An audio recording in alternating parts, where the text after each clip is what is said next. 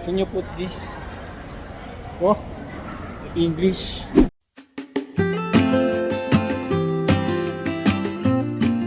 Nasaan tayo ngayon? Square one. Oh, Square One. Tingin kaya tayo sa Old Baby. Pwede. Dito? Dito laging maraming sale. Mas marami ding magaganda. Tapos sa mall nila dito, may mga part na clearance sale. Ayun, natin nyo, pupunta ako. Nasa dulo. Ayun o, yung clearance sale. Yun o, clearance sale. Si Bossing. Busy. Marami kasing mura. Daming magaganda. Yun o. 40% off. Ito, sobrang mura na ito. $25 na lang. Very nice. Mga pang lalaki. Urban behavior. Ha? Iba kanta yun. Yung. Hindi. 2 is better than 1. Okay. Hindi ko alam ito for 1 eh. $20 so. Hindi ko sure kung Forever 21 lang to. Forever 21 lang ba to? Halo. $16. Ano? To Forever 21. That's 21 month. Uy, $15. $15. 15. Ito, tatlo para sa $20. Oh, showcase. Wow! Dapat ito na lang yung ginawa natin. $16 lang oh. Samantalang yung 14 no? Ito 16 meron ka na. Pambihira oh. Miss cam ako sa Wonderland eh. Ito 5 nga lang oh. Oh, si ano yan? Woody. $6 lang oh.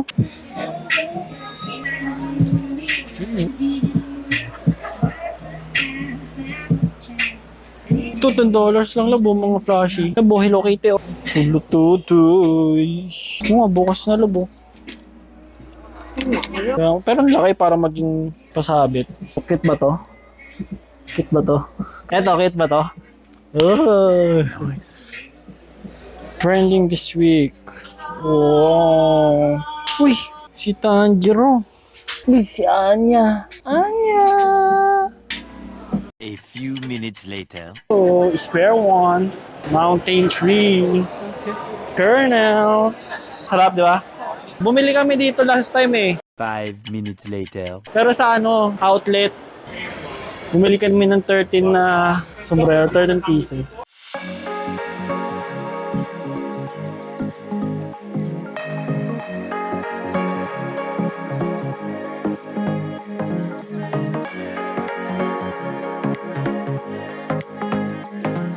A little later.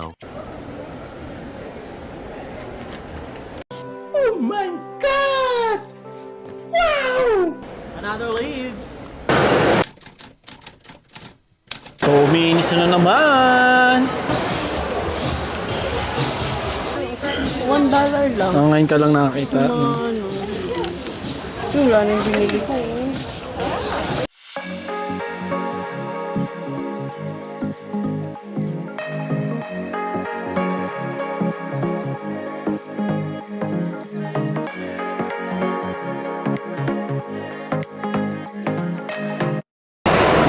Saan na tayo pupunta?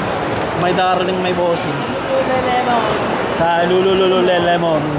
Itong part na to ay maluwag, no? Ito sa Pinas, walang ganyang brand. Yan. Arc'teryx. Sa atong Frank and Oak. B2, halo-halo lang yan na sapatos. The Lululemon Supremacy.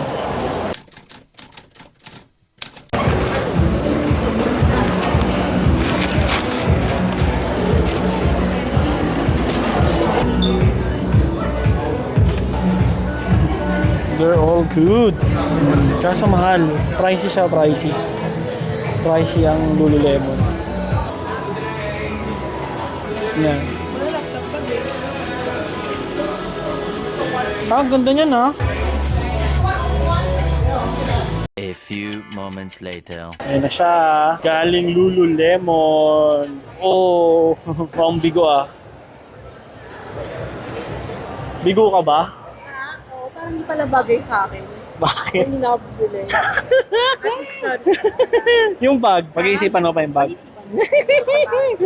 Try kaya ako sa ano, best. Okay, tara. Much later. Okay, ito naman ang aming susubukan. Root canal. Ang ganda ng cup, oh. Very nice, oh. Uy, yung ganda din yan, ah. Ano yan, root canal?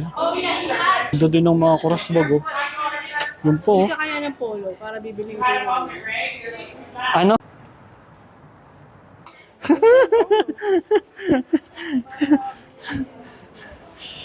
Ganda ng mga bag. Oh, diretso ka dyan. Counter na yan, labo. Tabo. Roots. Very nice. Yeah.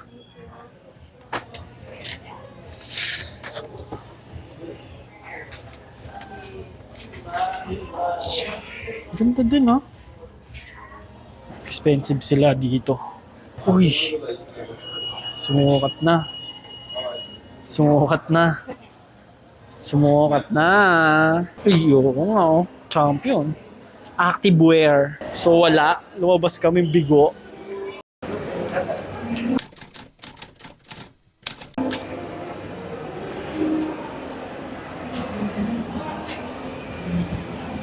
$50% to po. Ay, grabe to. 60% to.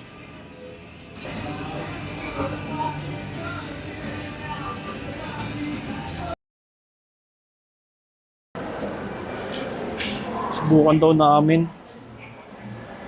Kaso puro pang ano, pang girl. Yung ano, you saw something? Wala, dumaan lang siya, tumagos lang. Walang dinampot. Walang dinampot, dumaan lang. Ang tropa mo. Pero alam ko tumingin na ako dyan. So, buti pa dito, maganda yung upuan, no? Pumasok ng Lululemon, nabitin, nasa online. Ano yan? Ayan, lululemon.com. Try naman namin tong Vessi. Dito nag-work yung pinsan ni Aye. Ano to eh, mga sapatos nila, ano, mga waterproof. Yung suot ko waterproof, yan yun. Yeah. Yeah. Ano, why size daw?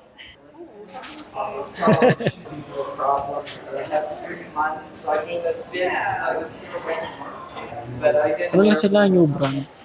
And were we wanting to exchange or just To return, yeah, I do. Well, that's why I called. and we try this? Oh my God, it looks beautiful. We wanted to try this one. Okay, you should buy it. I'll think about this. We still have about So I'm not working this week.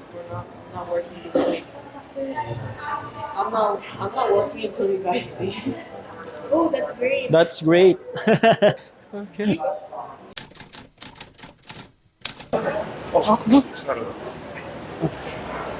Hi.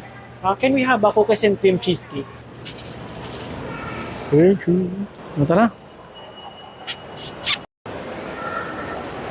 Food district. Ano tayo? Kay may chicken. All na pala.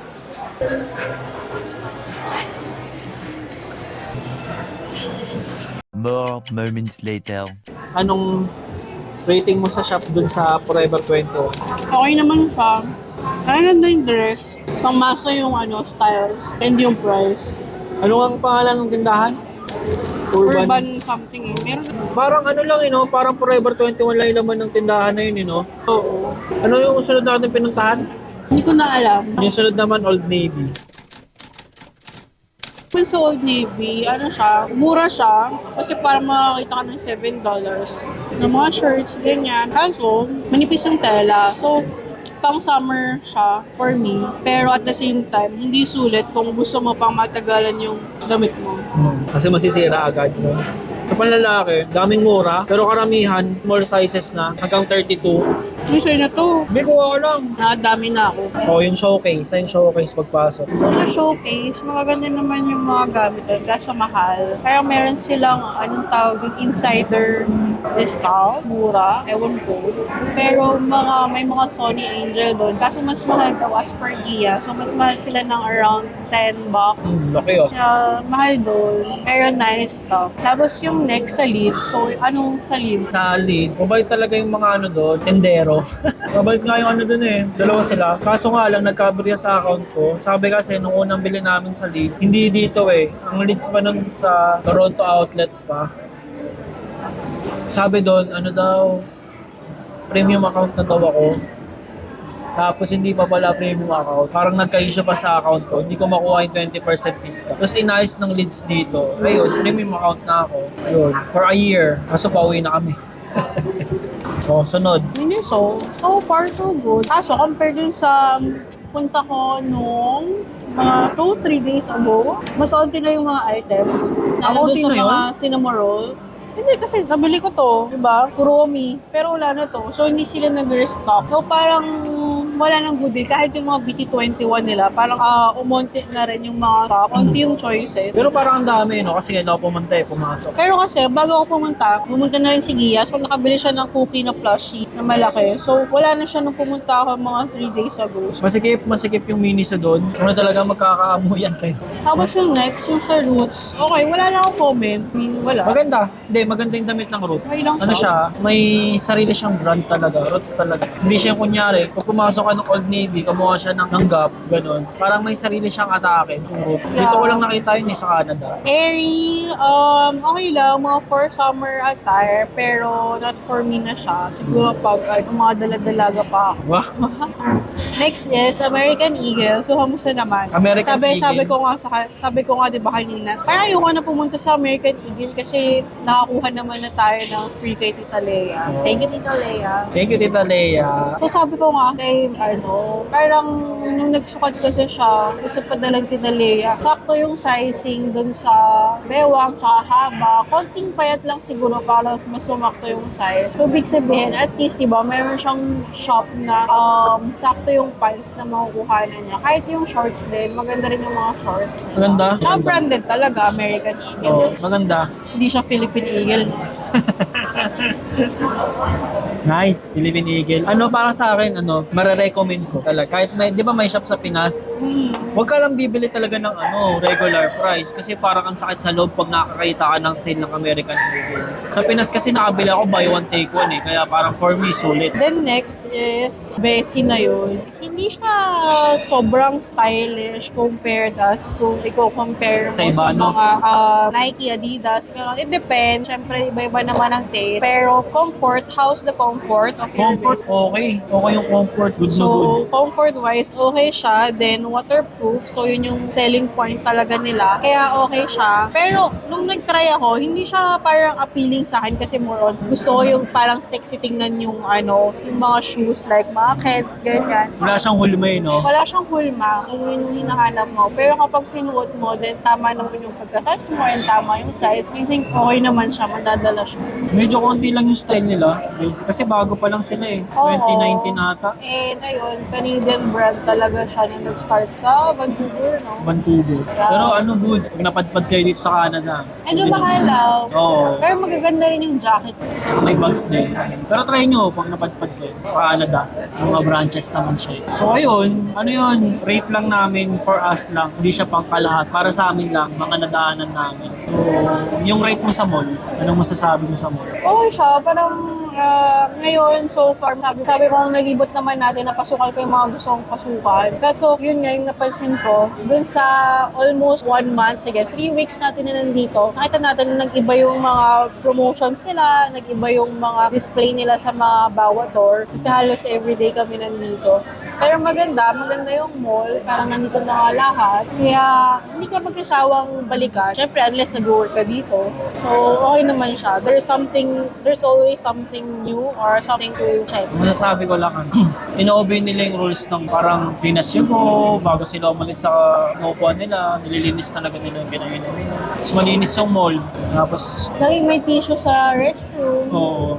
Then, ano pa, kunyari, titingin ka sa isang store, hindi nila guguluhin or dahil Oo, unless gusto mo. yun. So, tatanungin ka muna nila kung all goods ka ba or if you need help, if all goods ka naman, hindi ka nila gagambalain.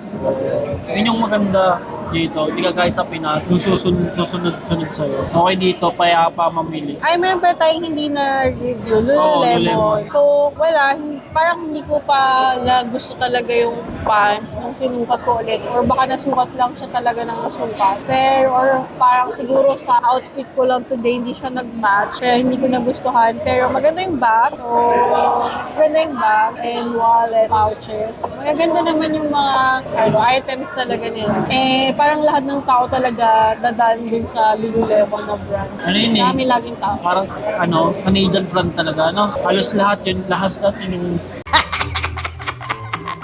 brand eh.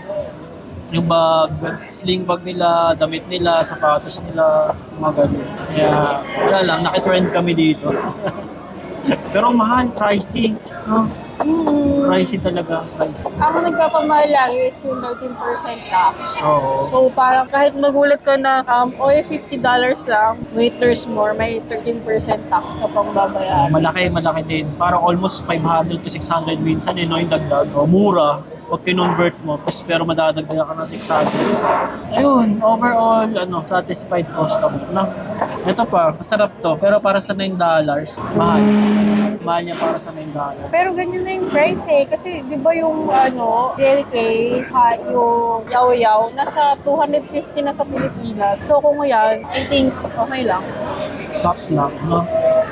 Ayun, bali, magpe-prepare na kami umuwi. Hanap muna kami ng inumin, no?